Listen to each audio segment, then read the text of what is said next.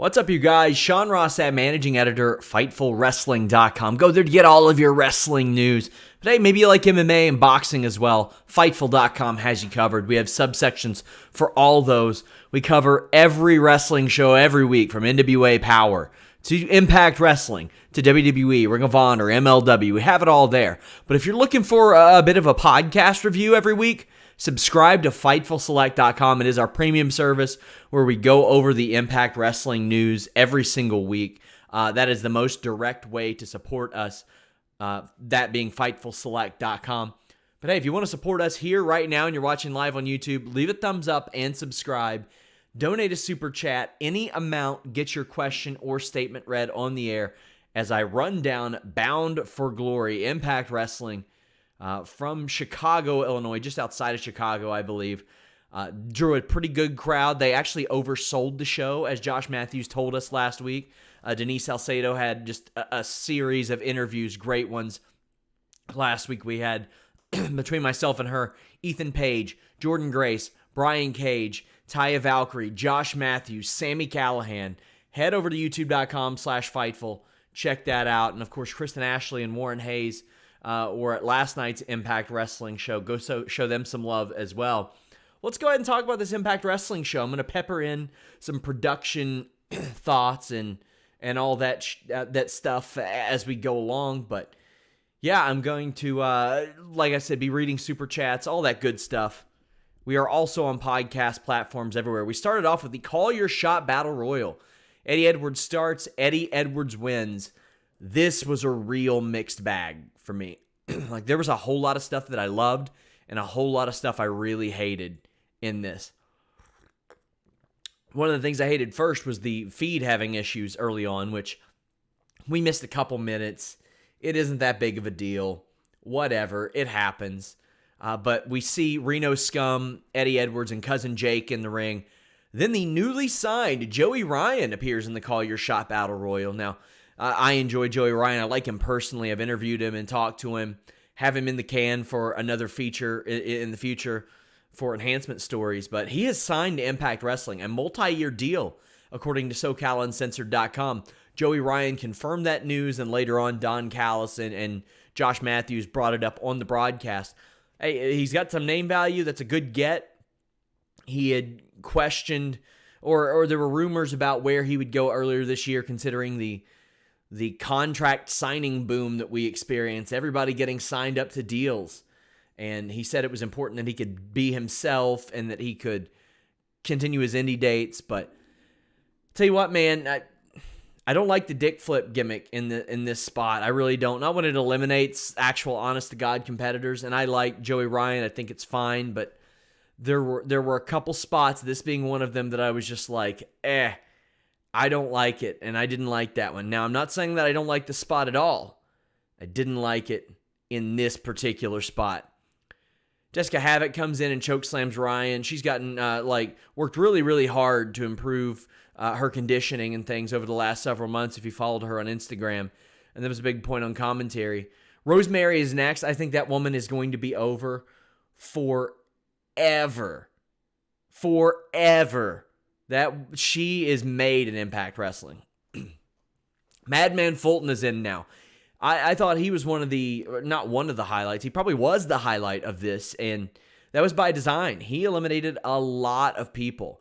He threw out Rosemary and Havoc. Then Joey Ryan is up next. I'm gonna try to find out where exactly, how many people he eliminated in all. But Cody Deaner quickly eliminated via an apron choke slam. Johnny Swinger comes out now, and he got signed a while back, and he's in great shape, but got crickets. Hopefully he'll get more than crickets when we air our interview with him, thanks to Denise Salcedo. Now, Jordan Grace comes in. One of the most over people in this battle royal, and she got the appropriate treatment. Her German suplexing Fulton was a great spot with the help of Eddie Edwards. I like that. It made it a little bit more believable, and she said as much in our interview that she thinks that Impact is going towards a more intergender, liberal type of style, and I'm okay with that. Make it believable, make it make sense like this spot did, and I love that. Hornswoggle, the king of small style, is here, and he chases Swinger into the ring and German suplexes him before Grace eliminates Johnny Swinger. A lot of ass biting. I get the super chats, guys. Don't worry, I will get to those right after the match. Somebody saying Tessa signed a multi-year deal with Impact. I don't know when she signed a multi-year deal with Impact, so that's really pointless. There were rumors that her deal was up next year. I don't know that for sure though. But I think it was Grace that eliminated Johnny Swinger.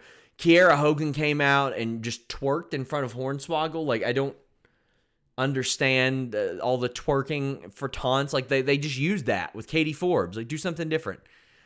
Well, Jordan Grace tosses her out anyway. Raj Singh gets booed for attacking Swoggle. Tommy Dreamer's out next because, of course, he is. He's in everything.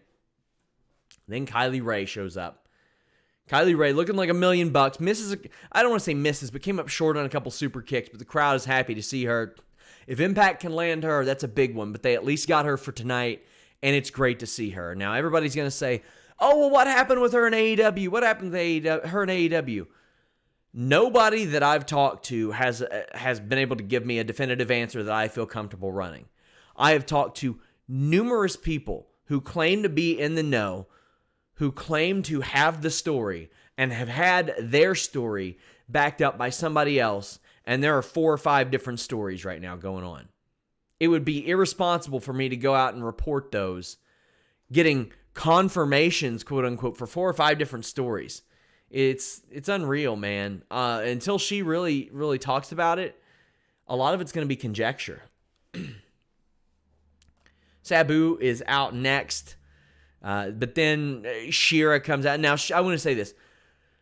God damn it, I forgot Mahabali Shira was in this. That guy, he sucks. He's a lot better than he used to be, but he just did clotheslines and works as a heel, so that's a major step up for him. From him trying to work a baby face and trying to work from selling and all that. Like, him trying to sell is just a miserable experience. Fulton and Shera go at it, and this is understandable. They're the 2 big hosses in the match.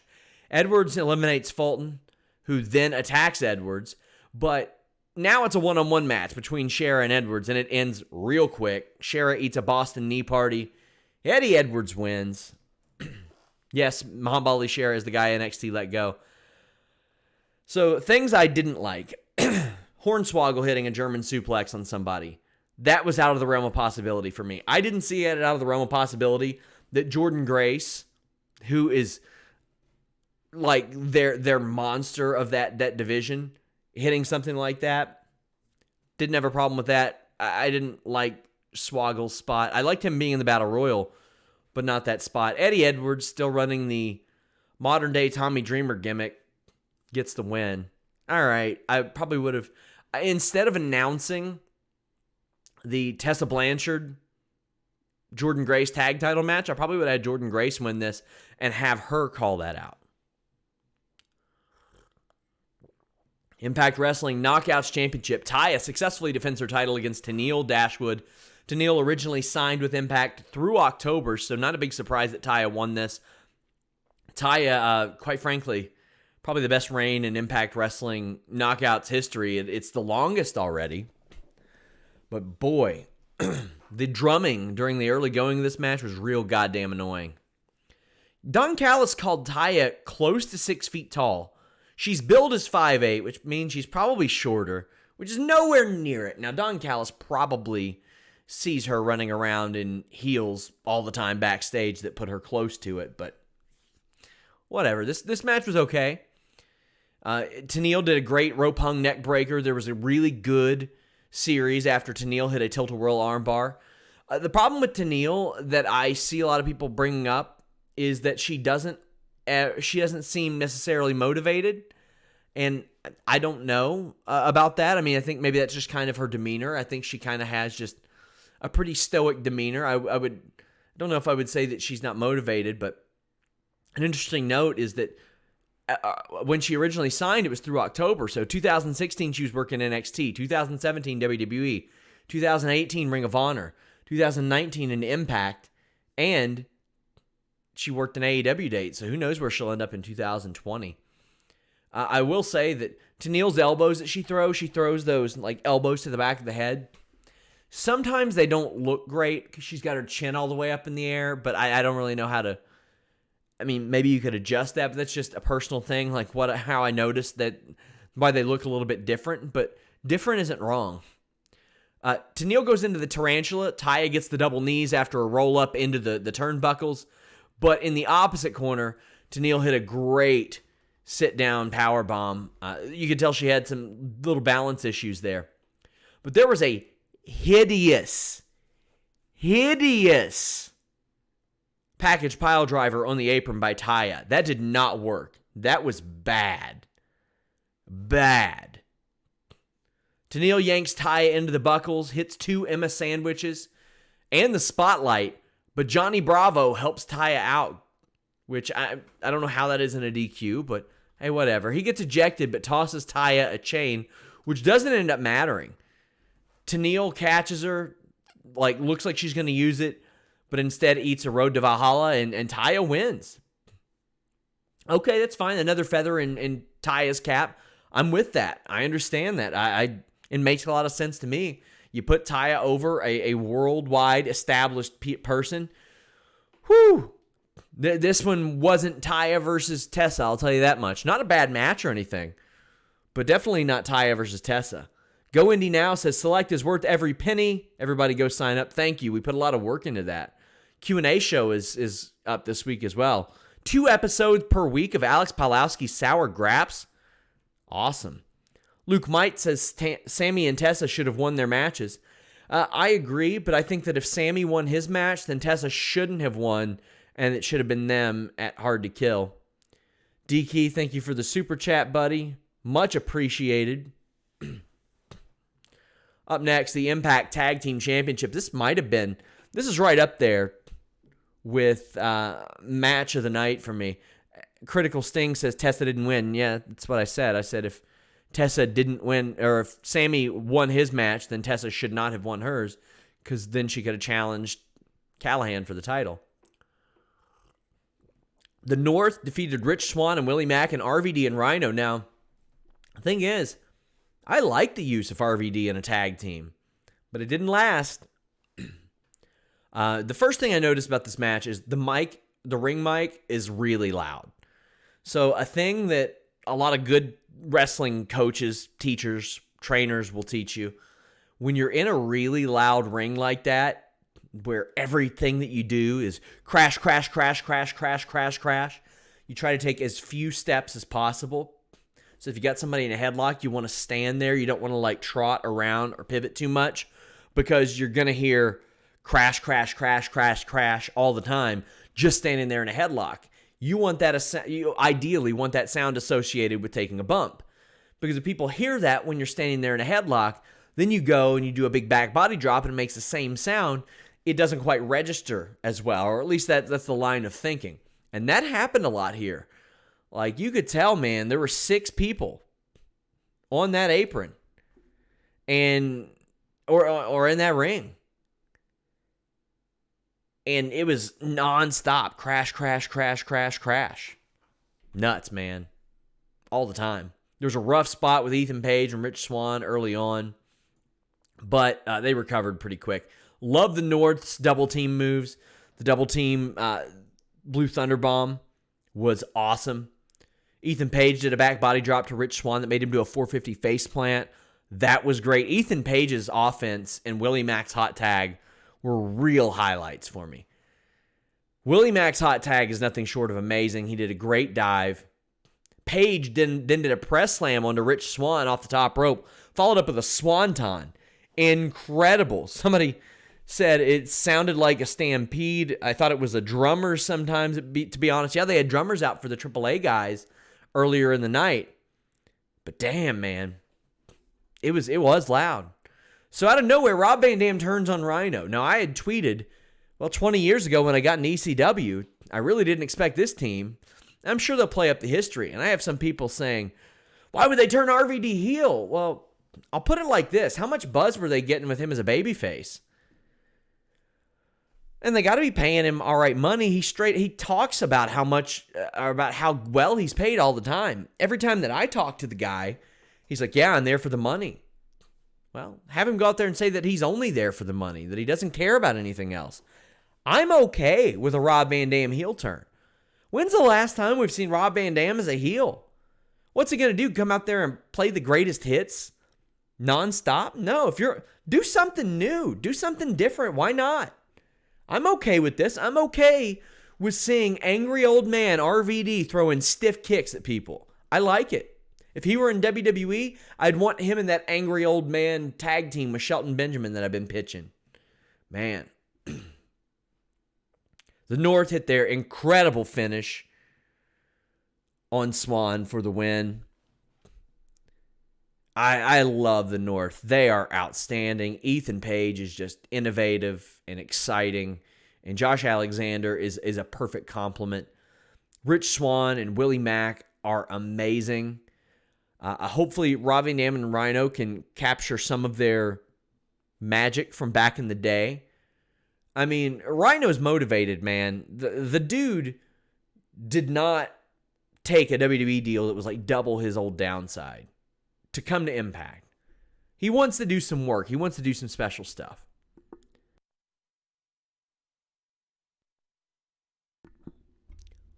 Hats off to him.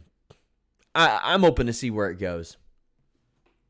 Michael Elgin defeated Naomichi Marufuji. This was a real change of pace from the rest of the card. Very hard-hitting.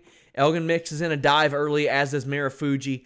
They're just throwing each other, suplexing, clubbing each other all over the place. Josh Matthews kind of tipped the hand that this would be a longer match early on, and it got clunky at times. And the thing I thought was interesting, the crowd treated this like it was like they were in Japan, which I found kind of interesting. It was a little bit more quiet. They clapped during spots. It was just kind of like, go back and watch it and see it, because it was a good match. I really enjoyed it. There were some sloppy spots, like the sliced bread on the floor and some awkward landings, but you know what, man? You're going to have that when you beat the living shit out of each other. It ain't all going to be smooth and pretty, and I'm all right with that. You're not going to land on your feet every time when you flip out of something. Marufuji 40 still, and I love that, like, the dude's 40 and nobody's like, oh, put him out to pasture, like back in the day. I liked it. A lot of this show was like you look at it, Eddie Edwards winning a battle royal that featured a lot of people who you didn't know if they were signed, what their deal was. Taya Valkyrie against Tennille Dashwood, who's probably not going to be signed much longer. The North defending against a team in Rob Van Dam and Rhino. Rhino just came from WWE. Rob Van Dam's only signed until January. You've got the X Division match that has the newly signed A. Shamero, Moose against Ken Shamrock. Who knows how long he'll be around? And Elgin against Marufuji. There were a lot of people that were put in situations here to go over people who either had just signed, we don't know how long they're signed, or they came in as favors, and Impact put all their people over. And I'm not hating on them for that, man. I'm not hating on them for that, because when the tables have been turned, oftentimes they haven't been afforded the same luxury. So, hey, more power to Impact putting over their own people. Yes, I know Joey Ryan signed a multi-year deal. I talked about it on this podcast. Elgin slugs away, man. They went into some wild dives, and he had a couple Splash Mountain power bombs that I thought was done. I thought it was over. They sold me a ticket, and I thought maybe it should have been there, but the Burning Hammer ended up winning it for Elgin. The crowd reaction was nice. I thought it could have been a little bit more, though. Yeah, I'm excited to see the Rascals versus the AAA team on Tuesday. They moved that to the pre-show. I was excited to see it tonight. The Rascals are amazing. Also amazing is Ace Austin. X Division Championship ladder match. Don Callis calls Ace Austin the cuck maker. So, okay, let's go ahead and talk about this. All the cuck angles in wrestling. And I'm not just talking about from a female-male perspective and all that and messing with somebody else's girl. Like all the angles, like it's been such a thing lately. Like, oh, I'm going to make you watch your opponent get destroyed. All right. It made a little bit of sense for a little bit. Let's move on. Let's move on. We have somebody say, I was there, SRS, just got back. Kind of wish the crowd was a smidge more lively at times. Yeah, I do too. But go to Lucha Blog on Twitter and see how much better that crowd looked for Impact Wrestling than Ring of Honor. Impact Wrestling is by like far away ahead of Ring of Honor now. And it's funny because up until last year, up until the Elite left, Ring of Honor was a leaps and bounds ahead number 2 company. In just a matter of weeks, really, months, Impact or Ring of Honor has fallen so far down. Like you could argue that Ring of Honor was maybe number 2, even like up there with NXT, definitely not for big events because NXT couldn't do, or Ring of Honor couldn't do like 15, 16,000 people. It just wasn't going to work like that regularly like it does for NXT takeovers, but they fell below AEW. They fell down below Impact Wrestling. Damn, Ring of Honor ain't in good shape right now. It's rough. Tessa Blanchard hits a cutter on Dave Christ in a dive to boot, or Jake Christ rather. Austin follows with a space-flying tiger drop. Daga dives over Romero onto the other fellas, and Christ had his ass kicked thoroughly, like real bad. This match I thought highlighted how poorly the show was lit, but again, much better than ROH, and that seems like more of a venue problem than an Impact problem. But I hate when you see the spotlights or the lights shining into the camera. Should be lit a little bit higher. David says, ROH drew 200 at the Odeum for that show. Yikes. That's rough. We see a Tower of Doom. Another dove cries. The day I don't see another Tower of Doom, oh my God, will be the day I throw a goddamn pizza party. Romero dove right into a ladder. He did a suicide dive, and Daga and Tessa just cracked him with a chair. He quickly gets back in the ring, though, and ends up hitting Daga with a pounce. This match was a lot slower paced than I thought it needed to be. I loved Romero setting up 2 ladders to climb up a bit, because he's a big dude. Big dude. He ate a super cutter. That was really cool. One of the best spots I've seen was that freaking Canadian Destroyer over the top rope through a ladder that completely took those guys out of the match. Amazing. Commentary called it like it was a nice shoulder block. Huh? Come on, call that one. I will give them credit, though. That Ace Romero spot where the man flew over the top rope off a ladder. 350, 400 pounds, man. Through a table. My God. Commentary took care of that one. So Tessa's ready to win, but OVE runs in. Hits the Rana on Fulton into the ladder. Tosses Christ off the ladder through the table. But then Ace Austin pops up, the Cuck Maker, and hits Tessa with a stick and wins the match. I thought for sure when Tessa didn't win this, I thought for sure Sami Callihan was going to win the title. Now, I'll say this. Ace Austin rules. That guy is real good. But I think Tessa Blanchard is the biggest star that company has had for quite a while. She's amazing. Amazing. I don't know how much money Impact Wrestling has to throw around. They need to back up the Brinks truck for this woman and try to keep her. Because that's what they got. They got Tessa Blanchard. And she is the biggest star in that company, bar none. And that's no disrespect to anybody else. They got some really good people. Tessa Blanchard is head and shoulders above everybody else. And that's saying something. Because I think they got a lot of great people. I think Moose can be a star. I think Sami Callihan's great. Brian Cage, Jordan Grace. I think Ace Austin's going to be really good. Willie Mack, I think, is a big star. I think Rich Swann can realize his potential there. I think Ty is coming along. But man, Tessa Blanchard is special. I thought she would win this. Not going to say it was a quote-unquote wrong decision or whatever, but if your boy had the book, that's how I would have done it. Moose defeated Ken Shamrock. This was... So, I'll try to break this down, because on my match ratings that I did my live blog, it's on Fightful Select. But, for one, Moose in incredible shape. Ken Shamrock, incredible shape. You know how Ken Shamrock got in that shape, though. Let's not kid ourselves. 55-year-olds do not look like that naturally. And if he wants to do it, more power to him, whatever. This match was kind of clunky and overbooked. And Moose was great. He was awesome. Shamrock was great too.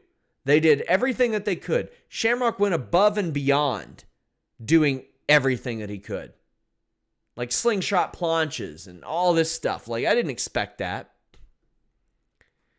But my God, man, it just, there was something about it. It was a little off. But man, these guys worked their ass off. And Moose is great. Moose saved Ken Shamrock's life on that dive. Go back and watch that. Moose saved his life. Frank Trigg, Fightful alumni Frank Trigg, former host of the MMA podcast, grabs Shamrock's leg, then Moose goes at it. Trigg exposes the turnbuckle, which will come into play later. Shamrock applies an ankle lock, and the ref is out, so we got shenanigans number 2. Shamrock gets punched in the penile area, shenanigans number 3. Shamrock back body drops Moose into the buckle, applies an ankle lock. Moose selling his ass off. But right after he sold his ass off on the ankle, he ran up the turnbuckles and did a crazy moonsault that the commentary didn't put over at all. If I see a guy like Moose doing that big backflip, jeez. And, I called this match. I said it was either going to be really good or really bad. In a way, I was wrong, but in a way, I was right. Because, the way they laid it out was really awesome. I saw what they were going for. I saw what they were doing, and these guys executed as well as they could, but there were so many shenanigans that you didn't need to have. This was a smoke and mirrors match that I don't think needed to be a smoke and mirrors match. Moose is really good. And as it turns out, even though Ken Shamrock is much slower than he used to be, he's also very good and was willing to do anything that he could. So, and it's just me, how I personally feel. I feel like they did this, we need to add a little bit to give Shamrock some breaks. He didn't need him. Moose didn't need him. And I like Frank Trigg, but he was slow as molasses on that distraction spot. Ken Shamrock eats the steel turnbuckle. Moose wins. No jackhammer needed. Moose is really good, man. That's all I can say. Moose is real good. By the way, guys, I posted on Fightful Select a bunch of names that were backstage. Chris Sabin was backstage. He was going over the X Division match. Also, Gail Kim produced the women's title match. No surprise that she did that. Make sure you guys leave a thumbs up and subscribe. And if you want to hear us review or hear Steven Jensen review Impact Wrestling every week, check him out. He's got the Fightful Weekender podcast. Of course, visit FightfulWrestling.com and check out our stories and all that stuff. But FightfulSelect.com, man, you're not going to get a better deal in premium wrestling coverage. At just $5 a month, every single week, you get my Backstage Report podcast with backstage news, injuries, contract updates, and stats. You get 2 episodes of Alex Palowski's Sour Graps. You get the Weekender podcast every single week. Every other week, I do a Q&A show where you can ask me as many questions as you want. Every month, we're there with a retro review. Every month, we're there with a dark match commentary. There's just tons of content over there. So you're getting dozens and dozens of shows a month. Check it out. It supports us directly. Helps us give people like the hardworking Jeremy Lambert a much-deserved raise. Main event time. Brian Cage defeated Sami Callihan. Already a holy shit call on commentary. And a fuck you bitch. Please don't demonetize me, YouTube. Those are actual quotes. And hey, I'm all for that. I'm just bringing it to your attention. I mean, Sami Callihan straight up told Denise in our interview, people who want the Attitude Era, tune into Impact Wrestling. That's what we're going to do. That's what we do. And I think, gosh, I can't remember who it was. Maybe it was Cage that said that he thinks they'll be able to get away with more. And on Access, they drop F-bombs on Access fairly often. At least they did on New Japan. Callahan's bleeding early. Cage uses the claw gimmick on him. This was a fun match. It's based on Sami Callihan pile driving Melissa Santos while Cage watched. The crowd is behind Callihan, though. And I love that on commentary that Josh and Don Callis don't hide it. They don't treat you like you're dumb in that regard. They treated you like you were dumb telling you that Taya was 6 feet tall, but they don't treat you like you're dumb when you can hear the crowd chanting for OVE, chanting for Callihan. I dig that. Kudos to them for that. Callihan gets sent through a table that doesn't break, so again he goes. For the criticism that I gave Callis earlier, he was on his game here and shows how great of a color commentator he can be. Callihan grabs Cage's nuts and does the old Cactus Jack pile driver through a barricade. I've always loved Cage's reverse pump handle slam where he goes into the pump handle and he does like an inverted Michinoku driver where he brings him up and around and sits out with it and they land face down. Amazing. Really dig that. I think it's a lot better than that Weapon X horse shit that he does that takes forever. Looks like a convoluted creative finisher. Well, I mean, the drill claw is really good too. Callihan caught Cage with just a perfect short Death Valley driver. So Cage is coming off the ropes and he jumps at Callihan. Callihan scoots just underneath him. And the key to that is grabbing the head and cradling the neck. That way you know that they're cleared. You completely control how they land based on that. And otherwise, like if you're doing the attitude adjustment, the AA or whatever it is, when you're doing that as opposed to a Death Valley driver, you're putting them up, but you're not necessarily always cradling their neck around the outside. So you got to throw them way up into the air sometimes. With the Death Valley driver, you kind of cradle that neck and you dip down and you control all that. And they had like that much of a window, but these two guys are such pros that Callihan was able to get right underneath Cage, cradle that neck, roll over. Amazing. As amazing as that was, the constant calls of Callihan is your world champion? No. Cage has done it. He's retained his title? No. Cut that shit out, man. It does one of two things. It either telegraphs it or makes it completely anticlimactic. One or the other. Nothing good comes of that.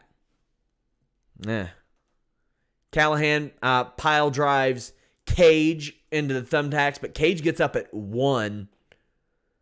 Cage is lit, hits the drill claw on Callihan onto thumbtacks, and he wins it.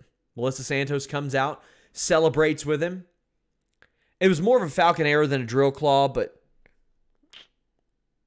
you know, Callahan's not easy to keep up for that. Took that flat back. I thought it looked good. And the thing is, for Bound for Glory, this was probably the best main event they've had in years. Because the thing with Bound for Glory is it's been notoriously overbooked. Last year you had Johnny Impact with Austin Aries. And you had that dumbass finish where Austin Aries rolled out, didn't sell, and you didn't know if it was a work, or you didn't know if it was a shoot, or what the hell was going on, or any of that crap. Just none of that. Then I think it was the year before, you had Alberto Del Rio, or I think it was Alberto El Patron running in, and just, gross. Not good. I thought this show was pretty solid. I'm not going to put it in conversation of pay-per-view of the year, nothing like that. And like when you compare it to like Slammiversary 08 or 2018, I don't think it's anywhere near it. There's not, I mean, the ladder match spots I'll remember for years and years to come because there were two legitimately amazing spots in that match. The Canadian Destroyer through the ladder and the Ace Romero spot were unbelievable. I'll remember Kylie Ray making her first televised appearance since AEW. But other than that, I don't know. I'm not going to pretend to know their booking philosophies here. And they've had pretty good creative behind them. So it's easy for me to sit here and say, oh, well, this person should have gone over or this person should have gone over. And I'm sure in a month or after the tapings, I'll say one way or another. But I do think it's time for some parity, some different faces near the top of this card. Because it feels like it's been the same guys, even though like Callahan's been involved in main event stuff, but not necessarily the title picture. But they just got Johnny Impact out of there. So I would like to see Willie Mack up there. I would like to see him near the top. I'd like to see, Moose has had the opportunities but hasn't won it. And I feel like they had kind of pushed him down, and he's in a rehabilitation phase.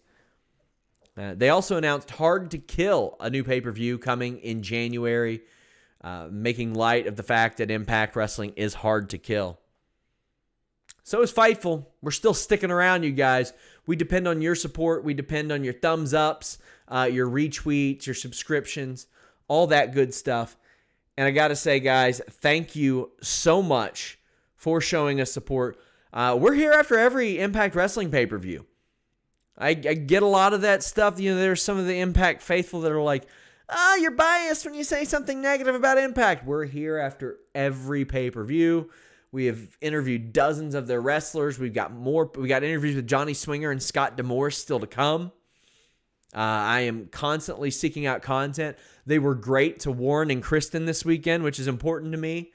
Can't say enough good things with how the media has stepped up, or how Impact and Access have stepped up their media game of late. That's the perspective that I have. I can tell you what kind of access they provide and what type of things they allow and don't allow, and they've made a real turnaround over the last couple of weeks especially. And there were a lot of people in the company that didn't like some of the stuff that I reported. So good on them for, or at least seemingly not holding a grudge or anything and just letting us do our job. I appreciate that. But I appreciate all of you guys. Thank you all so much. This was a fun show, and I always have fun hanging out with you guys. We are back Monday for Monday Night Raw. Till next time, we're out.